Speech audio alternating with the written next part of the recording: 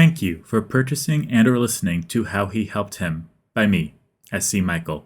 I voiced the narrator, Tyler, Xavier, the nurse, Justice, male teacher, and Toby.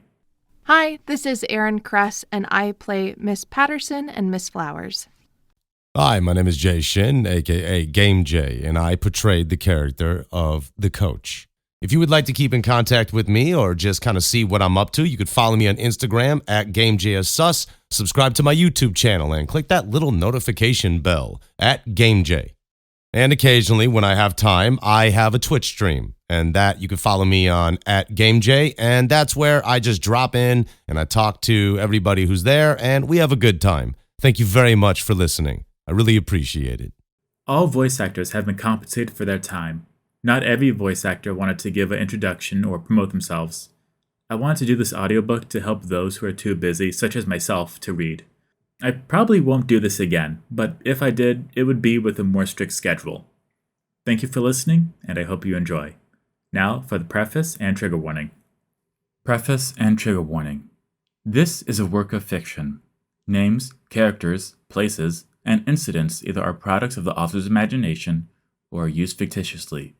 Any resemblance to actual events, locales, or persons living or dead is entirely coincidental.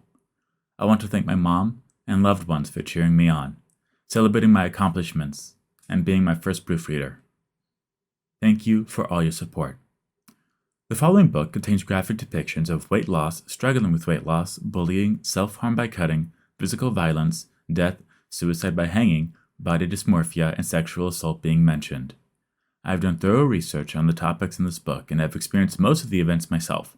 This book is not to encourage or glamorize the topics, but to elaborate on the feelings one gets from these activities. If you or a loved one are struggling with self-image, self-harm, weight loss, or more, please see a therapist, a mental health counselor, or a dietitian. This book does not use artificial intelligence. All the writings by myself, S.C. Michael. There may be grammar or spelling errors, and I apologize in advance for that. I've revised and reviewed the book multiple times to ensure consistency and continuity. Also, for your convenience, I want to put all the trigger warning stuff on one page instead of making it 3 pages with 1 sentence each. Without further ado, here is the final excerpt before the true story begins. Reader discretion is advised.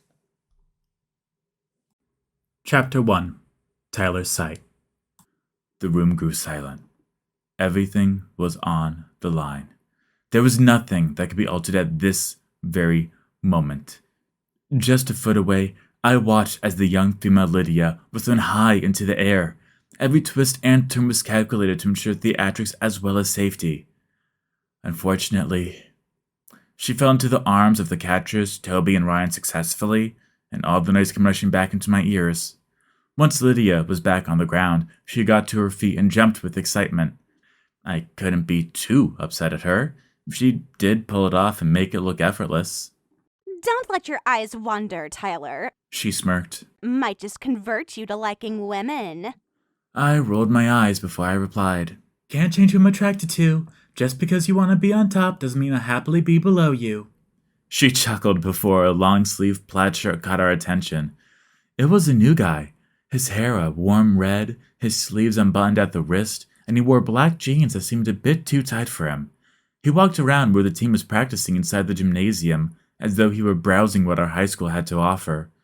Lydia analyzed what he was doing, what he looked like, and every possible thing about him on appearance alone. That poor guy's going to be annihilated. She called out to him, half a yard of distance between them. Hey, hipster, do you think you could give me back my pants? Those are so tight, they're gonna give you a free vasectomy. She started chuckling, and I had to bite my lip. I wanted to chew her out and tell her to not pick on people, but I knew with her as the team captain, I had to play nice, even if a crude comment slips out now and again. The guy turned around to look at Lydia, silently sizing her up for a second before retorting. I did find an aborted fetus in the crotch area. No wonder it's yours. Must have hung itself with the umbilical cord when it saw your whiteboard of a face. My eyes widened in an instant. I mean, holy shit. This guy went for the jugular. He's new. I haven't even seen him before. I don't think she ever had an abortion, but the crack about the makeup done so poorly, that was just salt in the wound. I knew it was time for me to bow out before I saw blood. I left the team practice, considering they were distracted by the verbal smackdown, and headed to the locker room to change out of my male cheerleading uniform into my graphic t-shirt and shorts. I eyed the neon yellow fishnet top I had on this morning, but it seemed out of place now. I put my black studs back into my earlobes. I let my fingers try to twist my rings, but they didn't budge. As I slung the backpack and gym bag over my arms, I heard the coach blowing his whistle. Even 100 feet away, his whistle blowing could easily be heard through the bricks and metal. I walked out toward the gymnasium, which is a straight shot to the bus loop, and I saw that the new guy looked pissed. Lydia was smirking, and the coach was between the two of them. Leave it to Lydia to find the things someone is insecure about and bring it to the front for all to see. The coach started talking to them, and it was easy to hear. You, young man, need to be careful with your words. You can't talk about dark, depressing stuff, even as a joke. And Lydia, He turned to her. if you step on everyone's toes, they'll start kicking you. Ease up and bite your tongue before someone snaps. Lydia turned her head away, her arms crossed as though she wasn't done yet. Emo. She simply stated. The guy turned red with anger. His voice started to boom. That's it, you little princess. It's Xavier. Not emo, not hipster. I'm gonna make you drink your food after I'm done breaking your teeth. After he finished speaking, he lunged forward with a punch toward Lydia before the coach caught him with one hand. The coach turned his fist down slowly. Walk away, Xavier. You don't want to start with a visit to the principal on your first day. Xavier grunted before he made his way out of the gymnasium. He has a short fuse, but maybe there's a reason? I don't know why emo and hipster got him so upset. I walked to the bus loop and got in my unassigned seat. I tried to twist the rings on my middle fingers, but they stayed stagnant. I had these for a bit. They were a gift from my father, but now it seemed almost impossible to get them off. It wasn't long before Louise came into my view. She's this spunky, energetic, sympathetic, elastic person who's been my friend for as long as I can remember. Her lovely blonde hair contrasts my stark brunette hair. She sat down next to me and I could feel the energy radiate off her. Hey, guy. She said with a smile. I smiled back before replying. Hey, girl. Did you hear about how the computer lab was infected with a porn virus? Surprise covered my face. Already? It's the second week of school. She nodded and continued. Yeah, I know. They didn't have internet at their own house. But I digress. There's this new guy starting today, and legend has it, he's bad news. I can't help but scoff. Thoughts of the worst thing anyone can do fill my mind. What, did he set puppies on fire? Did he poison his last school? Did he start the porn virus? That last one is a real possibility. Louise waved her hand in front of my face. You back? We didn't know what he did. All we know is to stay back. I chuckled. Lydia got on some guy's bad side, called him an emo hipster, and he blew up. He's pretty dark and said some stuff that shocked even me, but I'll keep an eye out. The bus driver slowly raised himself and announced something about how there was rain and whatnot. I don't know. I didn't care. I continued talking with Louise through the bus drive, but it did take like 10 minutes for the bus to start driving. I looked outside and saw the downpour of rain lightly tickling the ground. The thick droplets splattered against the windows of the bus. It was as though Mother Nature was trying to win a paint war and all she had was water. After the 3 stops I started to grow familiar with, I saw that Xavier kid. He's still in the plaid and jeans, but he has big white headphones on and is dancing in the rain. It was almost like watching a dance game where they do the same move 3 times before changing to a different one. But he was owning it. The confidence was breathtaking. His movements were precise, and it was as though he had been training for this very moment. Once the bus stopped nearby, I had to get out.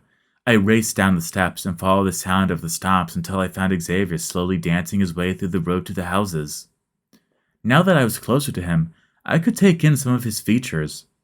He wore the same bracelet for donating to the local Halloween store on each wrist. His red hair had been soaked, showing it was almost to the base of his neck. His brown eyes were like brownie batter in a mixing bowl. He wasn't pudgy, but he also wasn't built like a superhero. He was, medium, I guess. Nothing too thin or too thick about him. I held my hand out towards him. Hey, I saw you with Lydia today. You showed her up. My name is Tyler. I could see his eyes flicking between my hand and my face. The anxiety started to push up my spine like two firm hands trying to lift me away from the pavement. Anyway, I started. I saw you earlier, just dancing through the rain. It was incredible. Are you a dancer? Have you practiced? He turned his head away from me and scrunched up his nose. My smile quickly faded. He started walking away from me. Did I do something wrong? Do I smell bad? If anything, I did just finish practice, but still, I was being friendly. Maybe he's not in the mood to meet someone new today. I know it was just the first meeting, but I will get to see him tomorrow, and we could start talking. However, I can't even think about talking to him when he was so cold to me. The only highlight was I got to see him up close and take in his chocolate eyes. Before I could forget where I was, I pulled up my map app and made my way home, getting soaked along the way. Who even likes the rain? It's just something that makes your clothes wet, the heat moistened, and the cold damp. The rain was something Xavier sure idolized, though.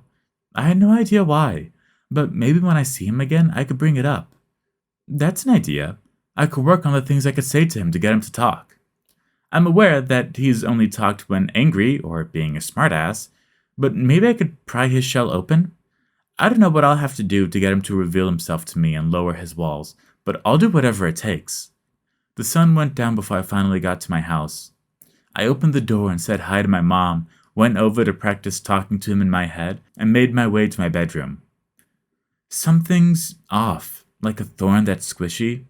Louise said that Xavier was in trouble, and he did something bad. I was messing around with my mind earlier, but now I'm starting to take it seriously. Is he a murderer? Did he set his school on fire? Does he prefer pineapple on pizza? I know I won't get my answers tonight, but that's all I can do. Think. I can worry. I can attempt to figure an answer out with no resolution. But it's time I move on for now before it's way too late. I finished my pondering session and had dinner with my mom. It was a lovely macaroni and cheese with bacon bits and hamburger patties dissected like frogs. I know I don't make it sound appetizing, but I had 3 bowls of it. It wasn't long before I got into bed and found a journal on my pillow. There was a note from my mom saying it was to keep track of my year and to rest up for another day of school. Maybe this time seeing Xavier and hearing him talk to me. His lovely chocolate eyes made me lick my lips.